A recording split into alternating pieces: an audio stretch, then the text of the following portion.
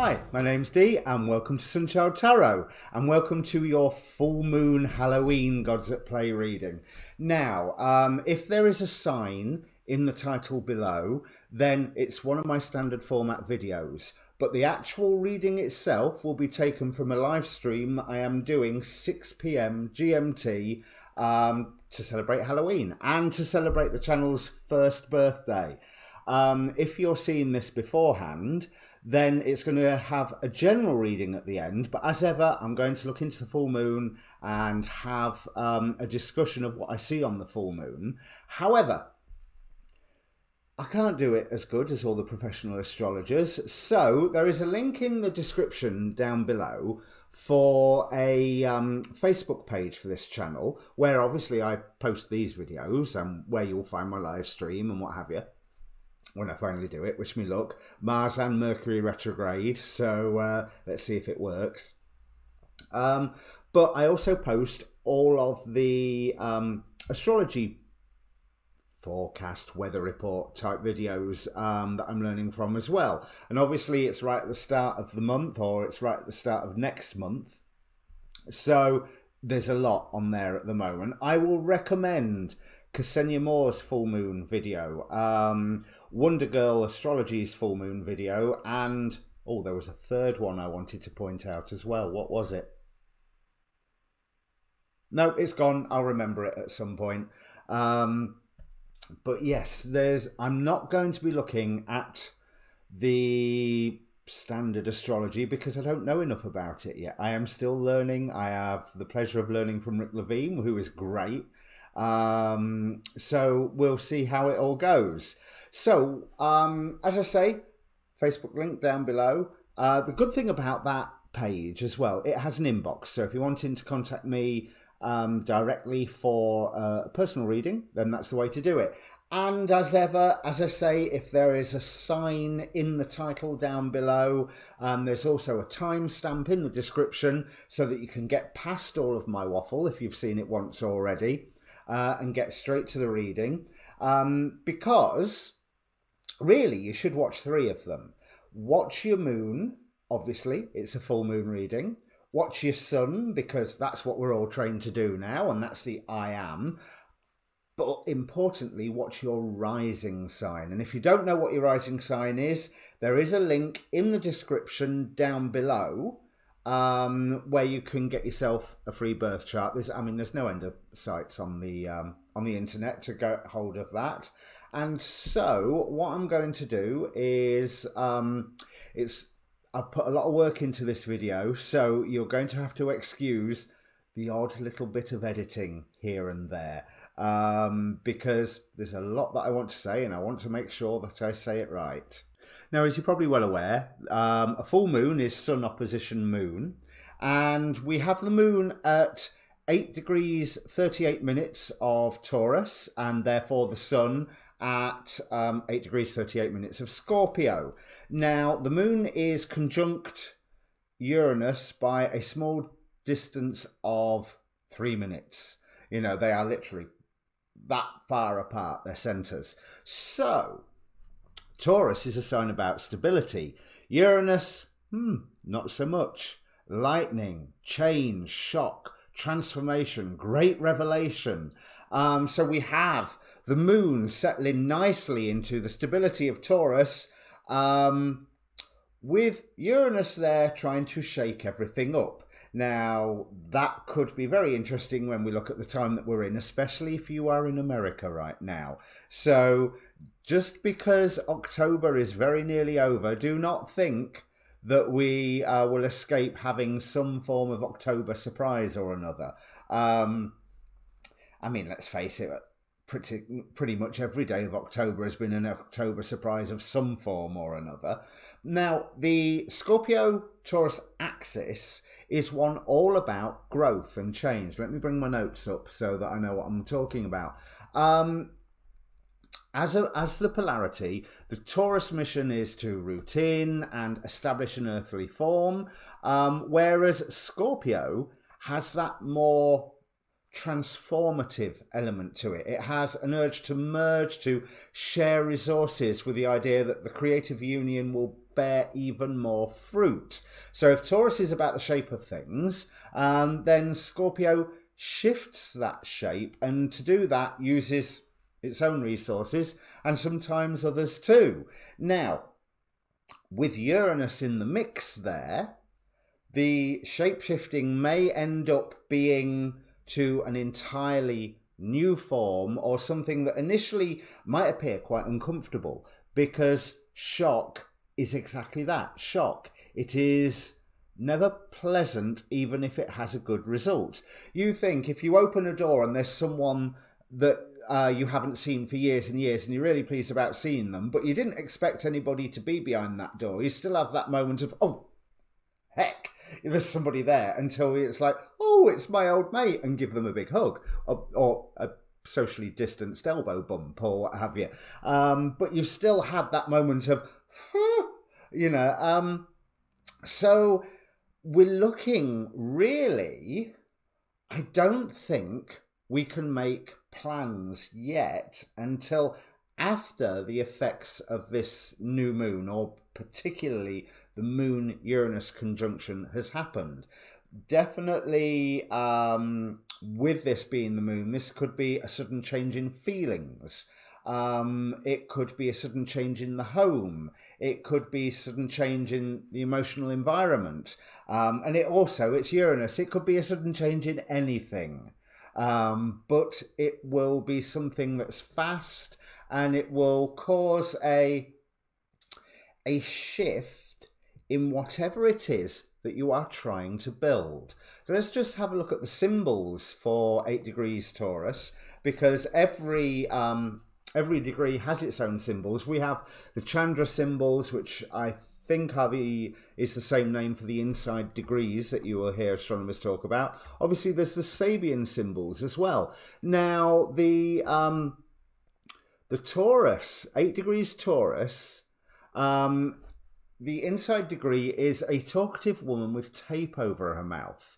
And what this describes is the creative force at odds with itself. What you would do, what you wouldn't do, facing the truth that everything personally generated fails to satisfy. Spirit is 8-4 in its absence. Something is missing. Massive pride comes screeching to a halt. It's a very high vibration, which again, if you think about Uranus, Uranus is the higher octave of Mercury, if I remember rightly. So communication that's coming in. And let's not forget that we've got Mercury retrograde and Mars retrograde all going on in this. And if I remember correctly, isn't Mercury retrograde in Scorpio? Let me just have a look at my full moon chart, which all of a sudden I seem to have misplaced.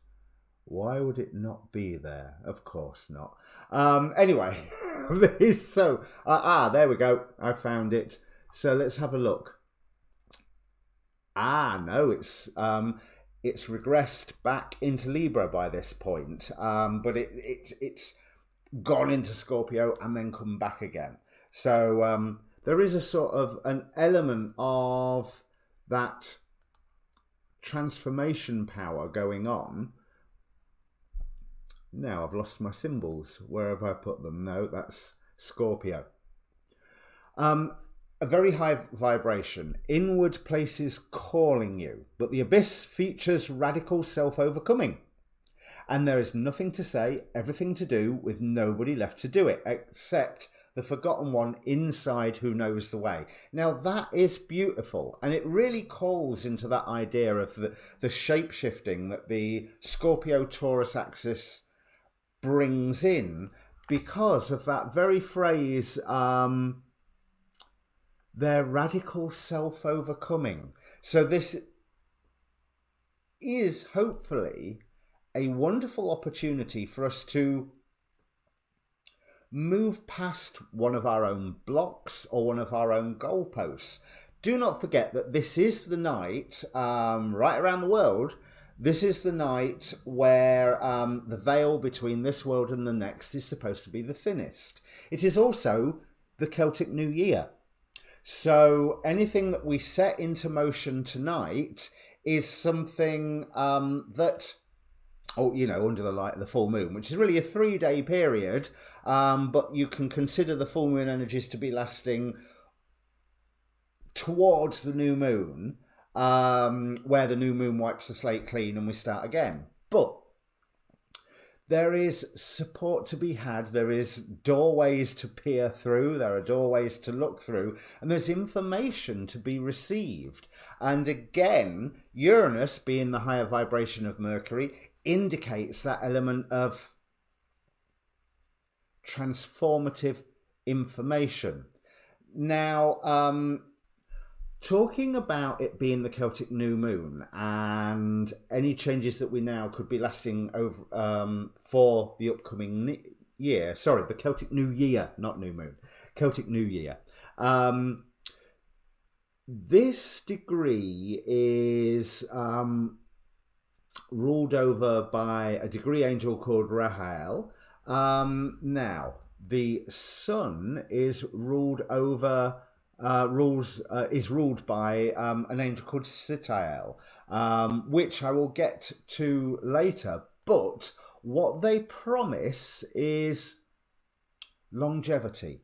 This is what the Rahael within 8 degrees Taurus and various other degrees scattered around the zodiac promises health and longevity. So something that we can put into practice now, or something that we can build on the basis of, oh my God, where did that come from, is something that is going to last quite some time. In fact, let me dive into Sitael, who is ruling the sun at 8 degrees Scorpio, and Sitael is ruling both the sun and Jupiter at 20 degrees Capricorn. Now, Jupiter is only just 20 degrees.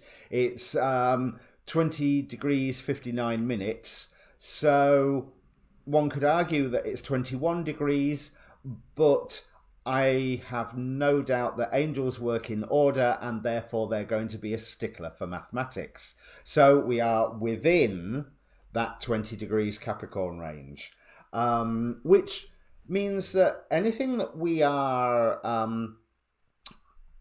bringing into being, gaining that longevity with Rahel, is something that is going to grow. And what Sitael brings is a way to overcome adversity. Let me just have a look at my notes about him. There's yes, he is a seraph invoked to overcome adversity, rules the nobility, and one of the 72 angels of the zodiac, one of the Shem Hamethrash. But with him, with his ability to overcome adversity, both being focused through the sun, the I am, and through Jupiter, the expansive planet, the planet that makes things bigger.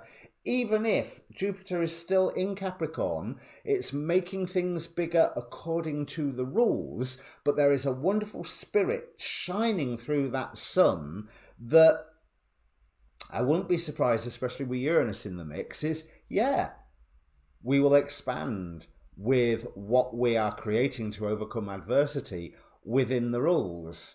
And we might make some of those rules up as we are going along. Now, the decans that these are in are also ruled by the goetic spirits. Now, let me move my pad out the way and you can see the cards. So, change camera. And we have, for the moon and for the 8 degrees Taurus, we have Epos for the daytime and Amy for the nighttime. For the sun, we have Gamagin and Raum, and let me just bring the cards for Rahel and Sitael in. So here we have Rahel representing love and submission, which is part of his astrological designations, but Sitael, the creation of all things, which I have to say is a very, very beautiful, beautiful image of what we can create. And we are in a time, especially in America, where creation is called for, where in America you have your vote. Use your vote. Definitely vote. People died so that you could use that vote. Whatever your political leanings are, voting is better than not voting. It means that you are actually exercising your say. And like any election, yeah, it probably is the lesser of two evils. I certainly think that there is a greater and a lesser evil, as I imagine anybody with any opinions about anything to do with American politics thinks one way or another. And a lot of elections, you have to hold your nose. But it's better than just leaving it up to everybody else, I think, is one way to look at it. But there is so much promise of change after we have whatever shock revelation that it is. Now, with the decans and the Goetic spirits, now the Goetia is the 78, 78, no, that's tarot card, 72 demons that Solomon summoned and bound to build his temple.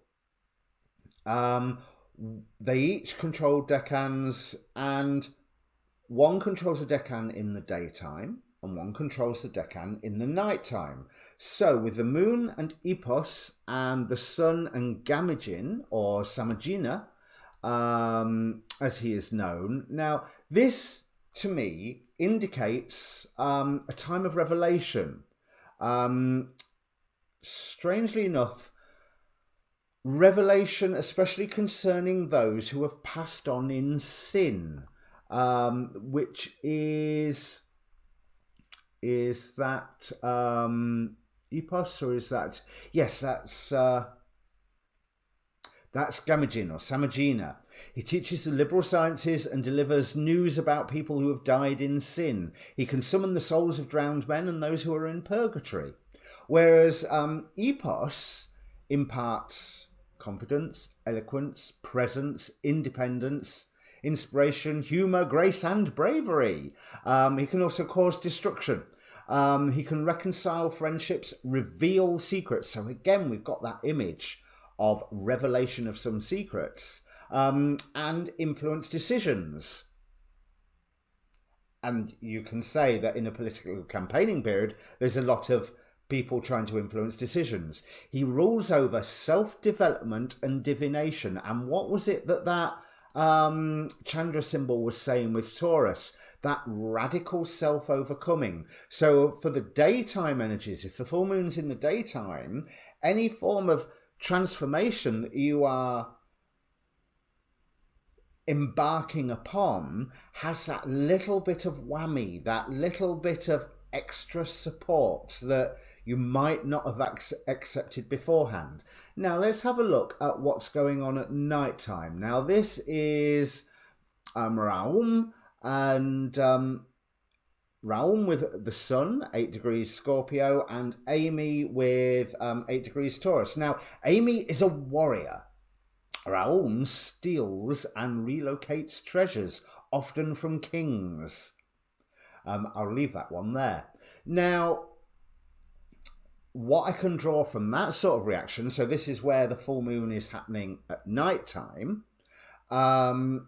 It can be people fighting to keep or regain what they have, had, or more to the point, those that are in power losing resources while the general populace is empowered to fight and to stand up. And this standing up point is another part of this full moon, which I will explain, because I drew a chart for the end of the Mayan calendar for the point that the sun goes into 0 degrees Capricorn back in 2012. So that was the 21st of December. I think it was also one of the doomsdays, wasn't it? Oh my God, the Mayan calendar is coming to an end. That's it. The world's cancelled.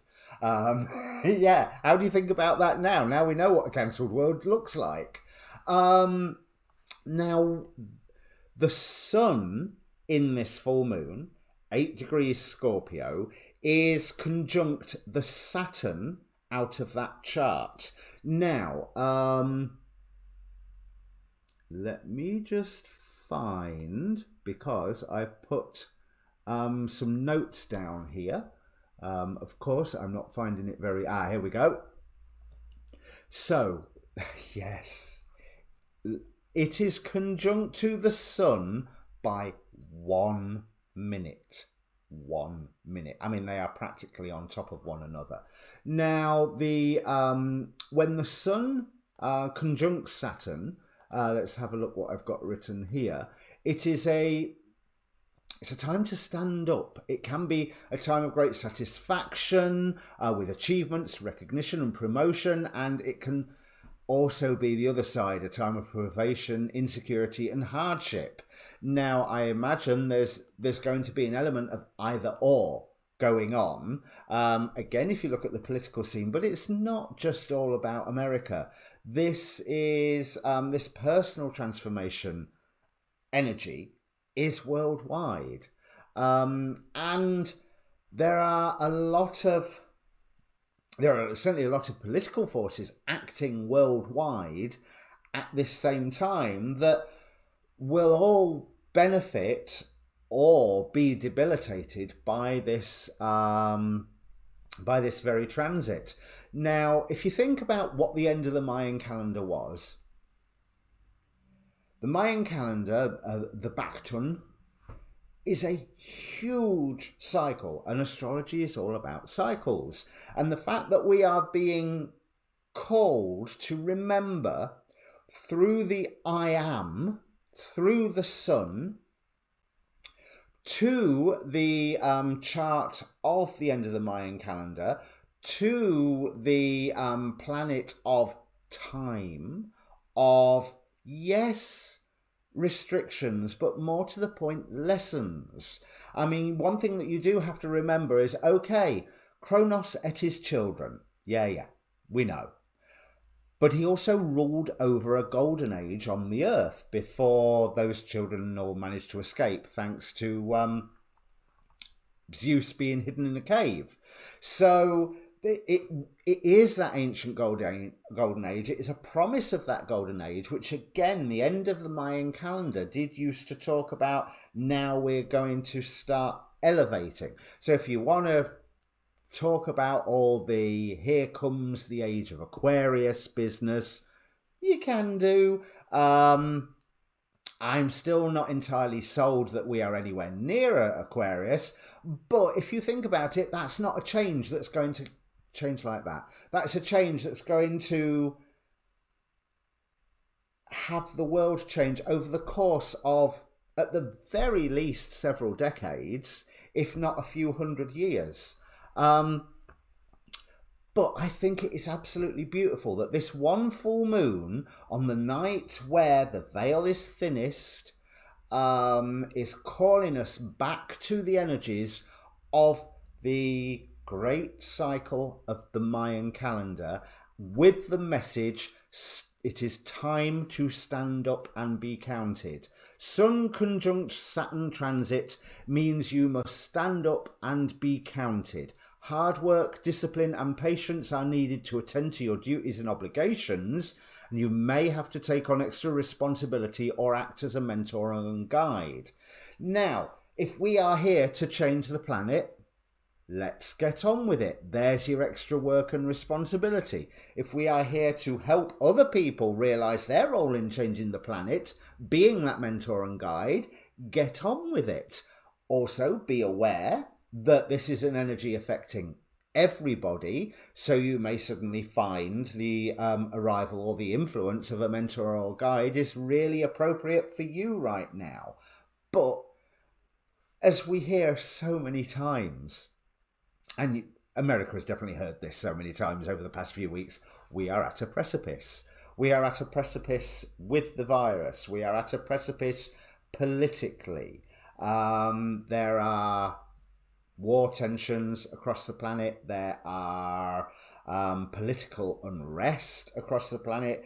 And there are people trying to enforce lockdowns. Some for, well, hopefully all of them for the good reason of trying to get rid of the virus. But lots of people are questioning that one way or another. So, you know, there's so many different ways that you can look at things. I personally think there is a killer virus on the loose. Let's minimize contact for the time being, because with a sky like this, there is plenty of work we can be getting on with, and there is plenty of personal transformation that we can be getting on with. Now, what is also interesting is that this 8 degrees Taurus, let me find my note here, is that of, no, it's the sun. So again, it's that time to stand up and be counted. Is Edgar Allan Poe's North Node. So if you want to think about someone who has, with the effect of their life, have done something with longevity that has stood the test of time. We all know Poe's stories to this day. We all know what Poe represents. There's a rather interesting point about how he was supposed to have died. Let me just bring those details up. Give me a second. No, that's not there. So basically, he had died of what looks like alcoholism, or at least, and he was a known drinker, but at least on the night where he was found, he was utterly, not sure what word I can use on YouTube and not get struck for it. So he was drunk. He was very, very drunk. But there's a really interesting one theory from 1872. I got this from Wikipedia. You know, I do all the best research. Suggests that cooping was the cause of Poe's death. Now, what this is a form of electoral fraud in which citizens were forced to vote for a particular candidate, sometimes leading to violence and even murder. So they would get somebody drunk and then take them from polling station to polling station to polling station, getting them to vote for the specific candidate of their choice.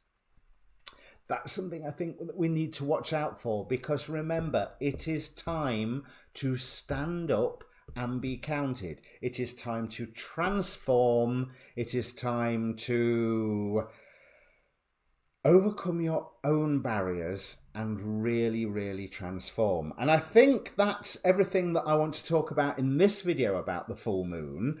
I have another aspect of the full moon that I'm going to discuss in a separate video, because I'll give you a quick précis of it. I'm a comics geek. You can tell somewhat, can't you? So I very much see superheroes and the comic superheroes as a modern mythology. They are playing out those archetypal stories again and again and again. So as I started learning astrology, I was like, well, this is so heavily mythology based. Oh, I will have a look at various points in comics history. You know, I've drawn up charts for when certain characters are introduced to the public. So it's publication day, New York, 6 a.m. always, depending where the company is based, but pretty much New York, 6 a.m. Of the shipping day of that comic, and that is the birth of a character. I can discuss that another time. But I also have done charts for the publication just of certain comics. This full moon is conjunct the Mars of DC's 2005 crossover, Infinite Crisis. Now, if you follow comics, you know what I'm talking about. If you're interested on where I'm going to go with this, keep your eye out for my Infinite Crisis full moon video, which I'm going to film after this one. But in the meantime, back to the more serious stuff. Let me shuffle cards and start the general reading. Okay, Pisces, and my apologies for this full moon reading being late, but technical issues halted my live stream on the Saturday night, and so This full moon is so important that I wanted to make sure I got these readings done. Now, this is going to be a strange reading because if you think about full moon on Halloween, Halloween is the first day of a Celtic New Year. So this reading could be lasting for 2 weeks until the next full moon. It could be lasting for 4 weeks until the next full moon. It could be a overwhelming theme for the next year, for the next 12 months anyway. Now, if you're familiar with these Gods at Play readings, this top row represents the archons who are pretending to be gods, wearing masks as if they were the gods, but are trying to keep us vibrate in fear and negativity and misery and all that generally energetically slushy, nasty stuff. And then this bottom row shows the gods that are trying to lift us up, to help us reconnect consciously with our divine nature, our higher self, God, however you want to look at it. But one thing to remember with these Gods at Play readings, let's just see if I can get the camera to focus a little, there we go, is that they are dramatic. You know, it's God cards, we're talking about big size myths. So the shape that comes out here could be a big thing, or it could be a smaller thing. And we've also got to look at how long that this might last. Now, the masks that the archons are wearing to keep you suppressed here, we have Eros with love. In fact, I'll go back to the big camera for this. We've got Eros with love, Perseus with courage, Jeanne d'Arc or Joan of Arc with faith, Eris with strife, and the Deer Woman with temptation. But the gods that are working to support you, we have the Mayan god Akat with dedication. We have Athena with wisdom, Nuit with expansiveness, Eos with dawn, and Skadi with atonement.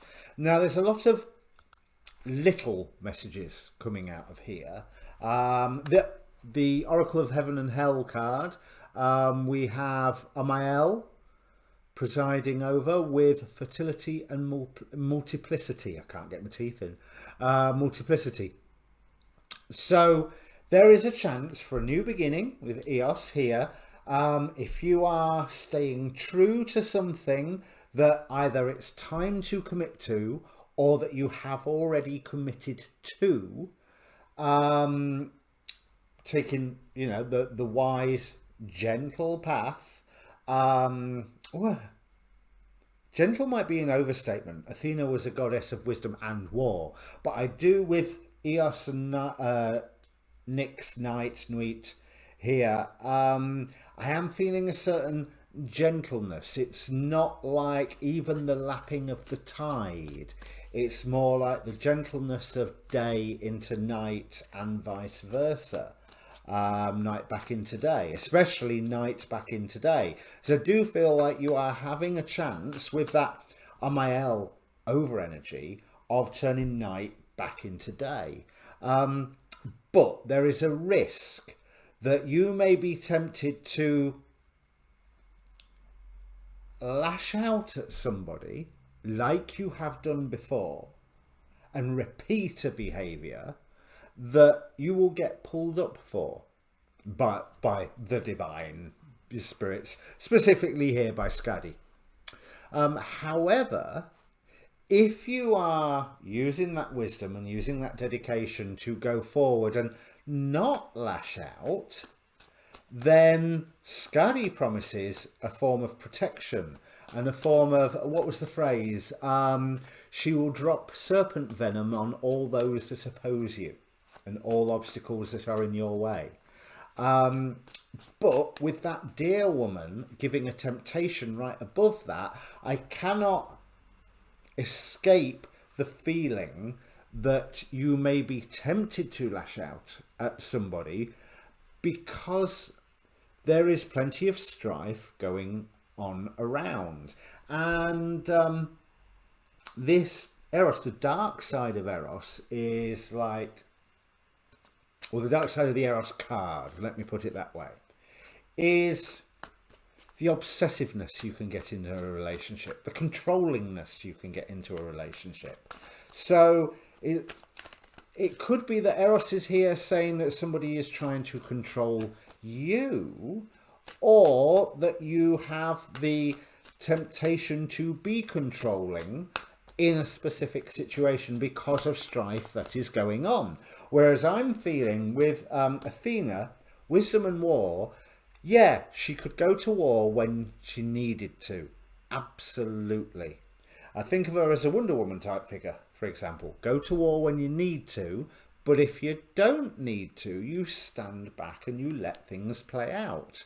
Because I'm getting that very much from the expansiveness, that if you are committing to a specific, almost aggressive form of action, because if you think about what Joan of Arc is famous for, she went to war. And she went to war because she believed incredibly in what she was standing for. But this is an archontic influence. So it's almost like you will be tempted to go to war over something that you believe in. But I think the cards are asking you to dedicate to yourself to the idea of testing all of those beliefs, looking at the one, yeah, I believe this because I always have. Let me just test that. How does it stand up to a litmus test? How does it stand up to all my other beliefs? Is it a belief that forms part of a coherent whole of my philosophy? Or is it a belief that actually, you know, it's not really much use because it's contradicting loads of other things that I believe. So why am I holding on to it? Now, I am not saying that you cannot hold to contradictory beliefs at the same time. That is the art of a ritual magician, being able to believe different things at the same time. But I'm not convinced that the beliefs that are shown to you are ones that are necessarily worth going to war over. And you may find that there is more, you look at this one belief that you have, and there might be a more fundamental principle to it. There might be, the reason that I believe that is this.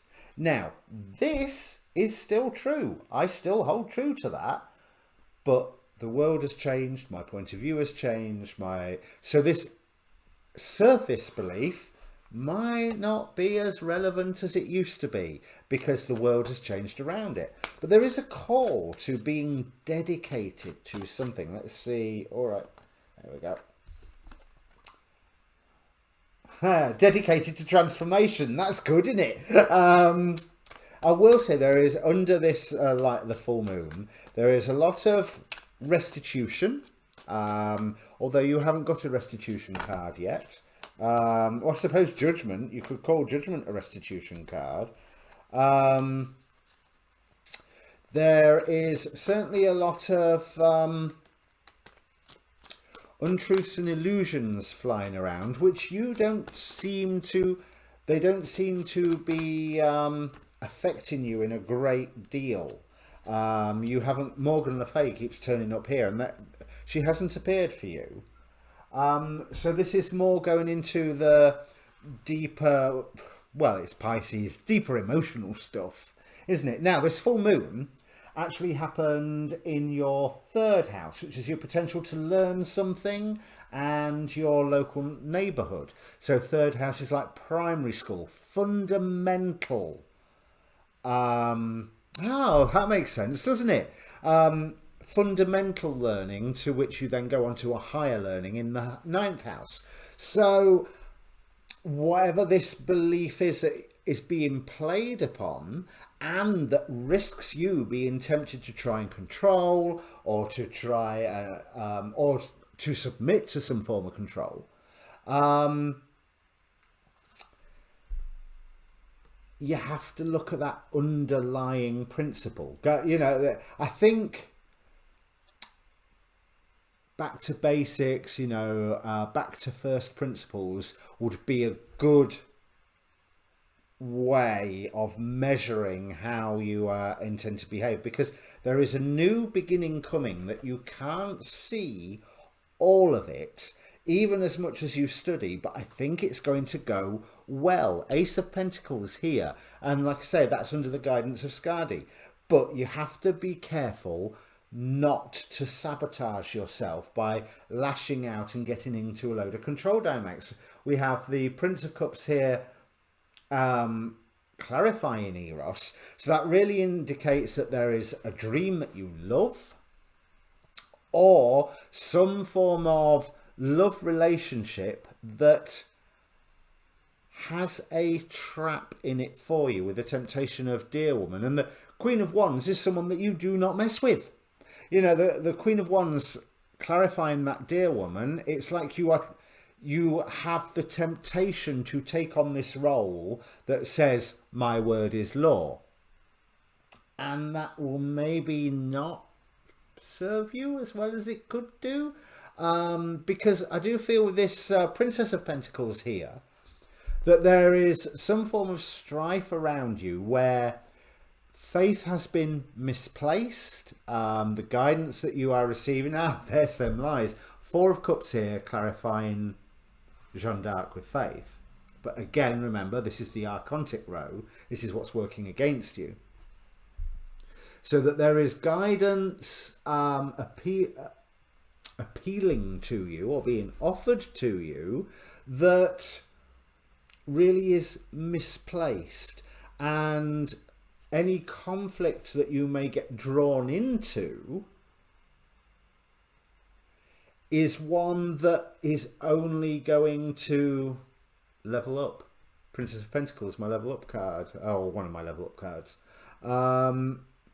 and it's all right having the courage to step forward into some arrangement, whether this is you being the controllee or the controller, where someone's saying, have the courage for this new beginning. No, you don't need a new beginning, because there is something that you are possibly already dedicated to that you need to affirm that dedication, and that in itself brings a new beginning. But it's not a total new beginning like the Fool. It is the transformation, the resurrection of the Judgment card. It is not just the, well, let's go for it and see what we're saying. It's like, no, I know what I want to become, and I am setting my barrow out to become that. Because whatever this strife is, and a lot of the influences that are around, with the Hanged Man here, you are being called to question all of your beliefs. So like I say, back to back to first principles. The Six of Pentacles here we meet, saying that the world is open. It is a wonderful time of creation for you, for those things that you are seeing value in. But you can only assign that value accurately when you have gone back to first principles. So whatever beliefs are guiding your actions, you know, it's you need to look, is that the core belief, or is there, do you believe A because B? And if B being that underlying principle, I'm quite surprised you haven't got one of the underworld cards out here. But I don't think you necessarily need it, because you have that. Well, think about it, Pisces. Your sun or moon or rising is in Pisces. Therefore, when your sun is in Pisces, your earth is in Virgo. You need to use some of that Virgo energy. If your ascendant is Pisces, your descendant, your going down into the depths, is Virgo. So again, using that Virgo analysis, that hang on a minute, I want to get this right. I need to understand how all these pieces are fixing together. So there's a lot of mental work for you, but the one work that you need to avoid is getting into a conflict. because that conflict in and of itself is a distraction, and people will, either people or your own instincts or some of your beliefs will try and say, yeah, you must fight this fight. Must you? Really? You know, when you've got so much more to be concentrated on, that promises with Eos and the Ace of Pentacles here and that Judgment card promises a whole new but designed stage of life, rather than the just let's suck it and see that is being offered either by you controlling or being controlled by somebody in a close relationship. So whether this is a boss, whether this is a partner, whether this is a member of the family, you know your own power dynamics. And if you don't know your own power dynamics, use that Virgo energy, look at, with Athena's eyes, to look at the power dynamics that are around you. Because what Skadi says is that if you are abusing the power that you have, you'll get pulled up for it. However, if you are doing right, there are treasures here, fertility and multiplicity. There are treasures here for you to receive once you are dedicated to this transformation that you want to be, that you want to become. So like I say, that could be on a job level, that could be on an emotional level, that could be on an expertise level. It could be, you know, it could be as basic as couch to 5K, or it could be I was a factory line person, I'm going to become an optician, or I was a doctor and I'm going to go and become a farmer. You know, it could be that dramatic, or it could be, I know that I really want to learn about this, whatever this may be, because that's where I feel my future, my destiny is. That's where my new beginning will be. And so in a way, that dedication, that goal, is irrespective of love relationships. It's certainly irrespective of love relationships that have power and control dynamics within them. And be careful that you are not the culprit of that, rather than the, I mean, be careful that you're not the victim of it as well, obviously. But back to the main message that I have here for you is, go back to first principles. Whatever beliefs are guiding your behavior, examine them. Is there another belief, another, you know, what's that Boolean logic? If A, then B. So if your belief is B, you have to find out what that if A is, and then to find out if A actually is A. Because if you've been going, if A is B, then B, and B is this belief, but A isn't there, then there is no if A. So therefore B is not relevant. Or, as I said, the environment could have changed. The beliefs may need updating, or certainly going back to first principles. And so that's what I'm going to call the reading, back to first principles. Okay, so Pisces, if this means anything to you, which, thinking about it, it's actually quite involved, so it probably won't yet. But if it does mean anything to you, please do comment down below. It's always good to get your feedback. Obviously, like, share, subscribe. My apologies that the reading is late, but yeah, I can see why I was really wanting to do these readings. All of them today have been really profound, really. You know, it's this here is a wonderful path of self-development. It's also a path of letting go of some things. Anyway, the reason that I didn't do these yesterday on the Sunday is because I was working with astrologer David Fisher to do a series of shows about all that cluster in Capricorn and how it's affected this year, because we know how it's affected this year, but also what it gives that we have left before Saturn and Jupiter move on into Aquarius, and hopefully some hope for Saturn and Jupiter in Aquarius. So maybe things, they're certainly supposed to be getting a little bit lighter, a little bit more airy, for good or for ill. Okay, so like, share, subscribe. See you on the monthlies, and tune into the Capricorn Saga, I think I'm calling it, or the Saga of Capricorn 2020 or something like that. All right, cheers.